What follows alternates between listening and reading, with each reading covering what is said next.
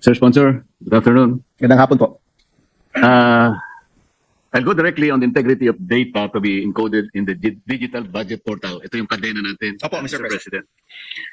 As you have known, during our lengthy hearings in the Blue Ribbon Committee, we have come across of several applications being employed by the DPWH in relation to their monitoring and investigation of projects on the ground. We were able to identify MYPS. This is the multi-year programming and scheduling. We also come across PCMA, which is project and contract management applications, which are under the IMS portal, or the broader umbrella portal of the DPWH. But as you have known, Mr. President, hindi masyadong naging katanggap-tanggap yung kanilang mga report dahil nakita rin natin while they allege that they are doing real-time geotag applications. Nalilitaw ay talagang may sablay din pala because per their additions, Mr. President, natukoy natin na once every month lang pala sila nag-update and they're using only the project encoders on the ground. Opo. Kaya yung mga iba, nung ikumpara po natin yung MYPS, which was the basis of the sumbong sa Pangulo, and the more actual project's location as depicted in the PCMA, lumilitaw po, Mr. President, na napakalaki po ng discrepancy ng mga coordinates. Kung ganun po yung naging kalagayan ng mga monitoring and investigation applications ng ating WPH, so baka magkaroon po ng problema kung sakasakaling yung ating digital budget portal ay magkakaroon din ng ganung mga basihan, ngunit hindi rin naman pala accurate. How can we be assured na yung lahat ng data or information that will be fed into the portal ay talagang mapagbabasihan natin at mapagtitiwalaan? Yes, Mr. President. Sa totoo lang, Mr. President, ang tinukoy po ninyo ang isa sa pinakamahalagang parte ng batas. At nilagay ho natin na kapag mali ang nilagay na impormasyon, within 7 days, kunyari po, hindi tayo nag-upload within 7 days, pwede na pong makasuhan ng administrative yung officer na dapat nag-upload ng data. Kung umabot po ng 30 days, ito po ay magiging criminal offense na. Kung mali ang nilagay na data, pwede po siyang makasuhan ng criminal offense. At kapag yung data ay may kinalaman sa isang fraudulent activity, ay pwede po siyang makasuhan as a co-conspirator of that fraudulent activity.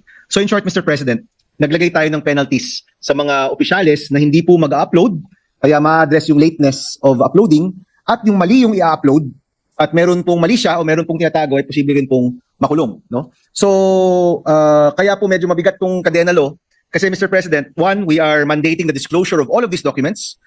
And kung may kulang, pwede pong makasuhan. Kung mali, pwede pong makasuhan. And if I'm not mistaken, Mr. President, this will be the first time na meron pong penalties for non-disclosure and wrong disclosure of documents pertaining to government expenditure, Mr. President. Mr. President, sa ngayon po kasi, sa level ng technology natin, maski po yung DPWH, inamin po nila na kung minsan ang ginagamit po nila doon sa MYPS nila, ay gumagamit lang sila ng cellphone. Nililitrato nila yung location ng isang project. Ngunit alam naman po natin, pagka yung signal sa lugar na yon ay mahina, apektado rin po yung coordinates na nakukuha nila.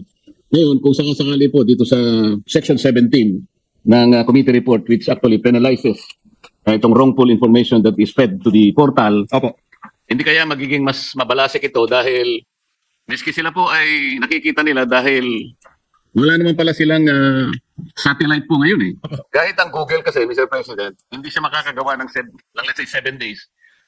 Maski na po siguro 1 month ay hirap din siya.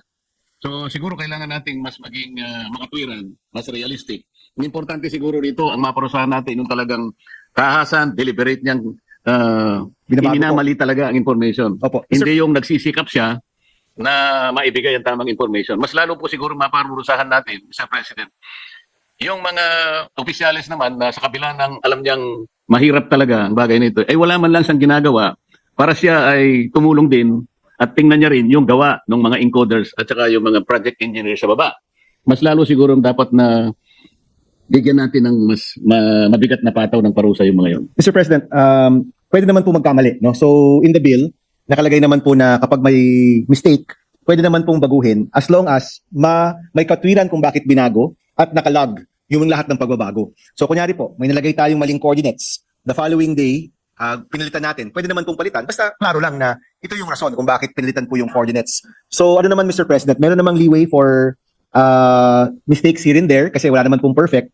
But definitely Mr. President, sa binigay na panahon na 7 days at 30 days, ay sapat na po dapat yan Mr. President para makapagbigay ng tamang datos dito po sa portal po natin. Pero Mr. President, huwag nating bibigyan ng tsansa o pagkakataon yung talagang dahil lang sa pagmamadali niya at halimbawa merong collusion sa mga iba't ibang gumagawa ng project katulad ng contractor, gagawa siya at gagawa ng litrato kahit na alam niyang malayo yung minonitor niyang pangyayari para lang makakolekta na sila. Yun sana yung dapat nating makita.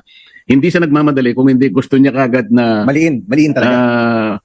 matulungan yung gustong makakolekta kagad ng project. Marami kasing ganitong naging kondisyon, Mr. President, dahil nga sa kagustuhan nila na makakolekta kagad kahit na yung status ng project ay let's say 10% pa lang, gagawin lang 30% kagad dahil nga doon sa progress report na gagawin nung encoder. Yes, Mr. President. Pero bawal po yun, Mr. President, no? So, mahuhuli po dapat yan kasi 10% lang po yung gawa pero 30% po yung nilagay nilang completion. Yun ang gusto nating matukoy, yung talagang deliberate nilang iminamali Opo. kesa doon sa Nagkamali lang. Meron siyang honest mistake lang na talagang ginawa niya pero nagkamali siya talaga. Rest assured, Mr. President, this is flexible enough to accommodate common and honest mistakes, Mr. President.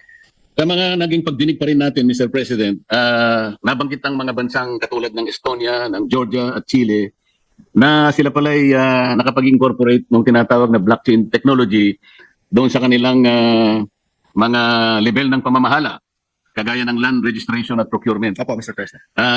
Meron ba tayong magagawang mga halimbawa mula sa mga iba't ibang malalaking ekonomiya at more centralized countries? Kung meron man, baka sakaling ito po ay magamit natin sa lalong ikaayos ng ating pinanunukalang batas. Ang alam ko, Mr. President, pagdating sa national expenditure, tayo po yung posibleng mauna.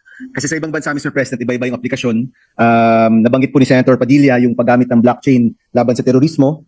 Meron din po yung nabanggit po ninyo na pagtag ng mga lupain. Pero yung pagbulatlat ng gastos ng gobyerno, ng pera ng taong bayan, posible po na tayo pong mauuna sa mundo, Mr. President. Tayo pang nauna, Mr. President. Yes, Mr. President. Posible. Nakita rin po natin, Mr. President, yung parang pagkakaulit-ulit ng mga ibang monitoring systems. Halimbawa po, napakarami po yung lumilitaw ng mga monitoring systems ng gobyerno. Bukod po sa sinabi nating IMS, MYPS, merong PCMA, meron pa silang Survey 123. At yun nga pong Department of Budget and Management, meron pa siyang sariling portal na tinawag nilang DIME, D-I-M-E. Ano kaya ang pinakamagandang paraan po para hindi na magkaroon ng redundancy sa ganitong mga pamamaraan na gusto nating puntahan at hindi na tayo makapag-aksaya pa ng panahon. Hindi lang panahon, Pera. kundi yung salapi ng ating bansa. Mr. President, during the TWG, nakausap po namin yung mga ahensya na masabi ho natin gusto talaga nating mapasok dito gaya ng top spenders like DPWH, DepEd, DOH at marami pang iba. At ang nabanggit ho natin, Mr. President, ay kung meron silang transparency portal ngayon, we will consider that as like a pilot to the implementation of the Cadena Law. Kumbaga, Mr. President, di na natin, susubukan natin na maging interoperable yung kanilang mga portal. Kasi during the hearing of DPWH, Mr. President, nung binanggit ko rin yung Section 5 po dito, yung mga dokumentong dapat ay mailabas po nila, sumang-ayon naman po sila na yan rin naman yung gagawin nila sa transparency portal. So ngayon po na, kung ito po yung maging batas, hindi daw yan pwedeng baguhin. Hindi na po pwedeng tanggalin ng next secretary, for example. But during the implementation, Mr. President, ang balak po natin, lahat ng mga inisyatibong maganda naman, ay ifo-fold in na lang po natin dito po sa implementation. But let me just say, Mr. President, it will be DICT to implement the Cadena Law, Mr. President. Hindi naman po tayo rin, hindi naman po tayo sa Senado. Tayo lang po yung gumagawa ng framework. But when they do implement it, we will exercise oversight to make sure na hindi po masasayang yung trabaho ng ibang mga ahensya. Ibig sabihin, Mr. President, kung sakasakaling itong Cadena o Digital Budget Portal ay naayos nating mabuti, mangangahulugan ba na yung iba pang mga aplikasyon, mga systems na ginagamit ngayon, ay isa-isa nang aalisin at mananatili na lamang nag-iisang portal na gagamitin natin? No, Mr. President. Kasi iba po yung function ng mga ibang portals. Ito po ay para mailabas sa publiko kung ang pinagagamitan ng pera ng bayan.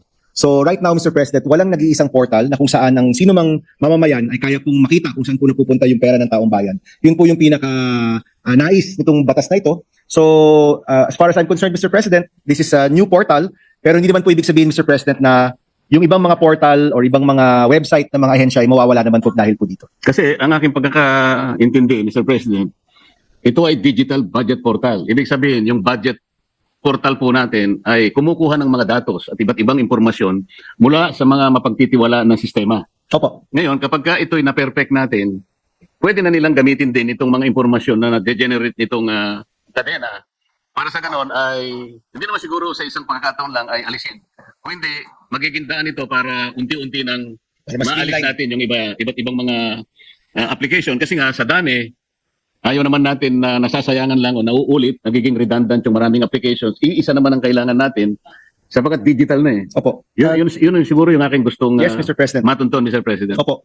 Definitely, Mr. President, the portal, yung kadena po, will consolidate all of these other portals, Mr. President. Kung siguro po, pare-pareho yung function o pare-pareho po yung purpose, pwede po talagang ito na lang. Pero syempre, Mr. President, kapag iba naman po yung purpose or function ng ibang portal, iba po yun. Nalaman din po ng representasyong ito, Mr. President. Ang huli na po na tanong, Mr. President. Mr. President, I welcome the questions, Mr. Sa President. mga Salamat reports po. po kasi ng iba't ibang ahensya katulad ng DBM, kahit na yung DICT, at kahit na yung Baguio City, ay nagkaroon po ng mga ulat na sila gumagamit pala ng blockchain technology. Gusto ko pong malaman kung ano po yung naging feedback sa atin, kung meron man, favorable or otherwise. Ongoing pa po, Mr. President. Even yung sa Baguio City, they were present. Si Mayor Magalong was present during our hearing. Ongoing pa po yung kanilang conversion to blockchain, no? And yung DBM naman po, Mr. President, yung isang parte lang nung buong budget process yung nilagay nila sa blockchain. So hindi pa talaga masasabing buo o ganap yung kanilang mga pilot. But definitely, Mr. President, kung syempre di naman po ito mabubuo ng isang araw, habang tuloy-tuloy po sila, matututo rin po tayo sa kanilang implementasyon when it comes time to implement na kadena law, Mr. President. So inaasahan po natin, Mr. President, sa sandaling matukoy natin ang blockchain technology, makakatulong pala sa pagbuo ng isang budget portal sa mga susunod na mga panahon, ang blockchain technology ay magiging isa sa mga basihan ng portal na ito. Posibleng blockchain technology po ang magamit ng implementor kasi nilagay po natin very broad yung teknolohiya at habang tayo po yung nagsasalita, marami ring bagong teknolohiya pong lumalabas. So kapag panahon na po ng implementation, posible na piliin ang blockchain para maging pangunahing teknolohiya po na ma-secure yung datos po ng gobyerno. But Mr. President, so to be clear and for the public na nakikinig, ito pong kadena law, siguro po yung blockchain part o yung technological part is maybe 25% of the law. Yung 75% po, yung pagmandato sa mga ahensya na ilabas yung importanteng datos na kung saan ginagamit yung pera ng bayan. Salamat po sa sagot. Kasi opo. kaya po, kanina pa po yung nag-isip, bakit kadena?